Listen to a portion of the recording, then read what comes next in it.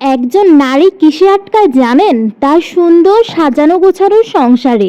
বিয়ের পর তার একটা সুন্দর সাজানো গোছানো সংসার থাকলে না তার আর কিচ্ছুর প্রয়োজন হয় না। Hello everyone, welcome to my new another blog. কেমন আছেন সবাই? আশা করছি সবাই অনেক ভালো আছেন, আমি অনেক ভালো আছি। অনেকে বলে না নারী আসলে কিসে আটকায়? আমার কাছে মনে হয় একজন বিবাহিত নারী তার সুন্দর একটা সাজানো গোছানো সংসারে আটকায়। এরপরে তার যদি সংসারটা সুন্দর হয়, তার যদি ভাগ্যটা ভালো হয়, তাহলে দেখবেন ওই মেয়ে সারাটা জীবন খুব সুখে কাটে। তো যাই হোক, প্রতিদিনের মতো আজকেও কিন্তু সেই সকাল থেকে ভিডিওটা শুরু করেছি। সেই সকাল সকাল ঘুম থেকে উঠেছি, আর সকালে ঘুম থেকে উঠে স্নান করে নিয়েছিলাম। গরম পড়ছে, রাতে অনেক গরম লাগছিল, মানে মশারির ভিতরে যেন বাতাসই ঢুকে না, আর মশা তো লাগে, তাই মশারি না টানিয়েও উপায় নেই। একা হলে টানাতাম না, কিন্তু যেহেতু আমার ছোট একটা বাচ্চা আছে তাই টানাতে হয়।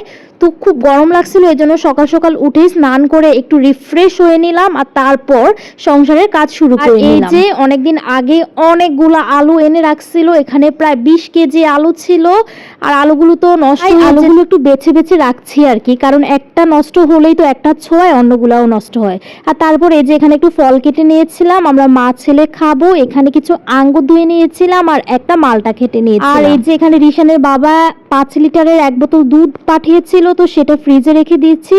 এখন আর জাল দিব না, যখন খাওয়া হবে তখন জাল দিব। তো যাই হোক, সব কাজকর্ম সেরে এবার রান্নাঘরে গিয়েছি। এখন রান্না বান্না করতে হবে। প্রথমে ডালটা রান্না করে নিয়েছিলাম, পেঁয়াজ দিয়ে ডালটা সম্বাদ দিয়ে নিয়েছি। বলেছিলাম না আমাদের প্রতিদিনের রান্নায় ডাল লাগেই, আমার ছেলেরও লাগে, ছেলের বাবারও লাগে। আর তারপরে যে কি কি রান্না করব সব ধুয়ে দিয়ে কেটে রেখেছি। এখানে বাঁধাকপি রান্না করব আর বরবটি দিয়ে মাছ দিয়ে রান্না করব। তো প্রতিদিনই তো রান্নার ভিডিও শেয়ার করা হয়, আর আজকে কি করব, একই তো রান্না। তো এখানে যে বরবটি দিয়ে মাছ রান্না করে নিলাম, আর রান্না শেষ এই যে ধনেপাতা কুচি দিয়ে দিলাম। ধনেপাতা কুচি দিলে সব রান্নায় ভালো লাগে না, একটা সেন্ট আসে। আর বরবটিগুলো কালকে আনা হয়েছিল বাজার থেকে, এখনো মানে টাটকাই আছে। আর কালকে যেহেতু ভাজি করছিলাম, আজকে ভাবলাম মাছ দিয়ে রান্না করি, তো মাছ দিয়ে রান্না করলাম।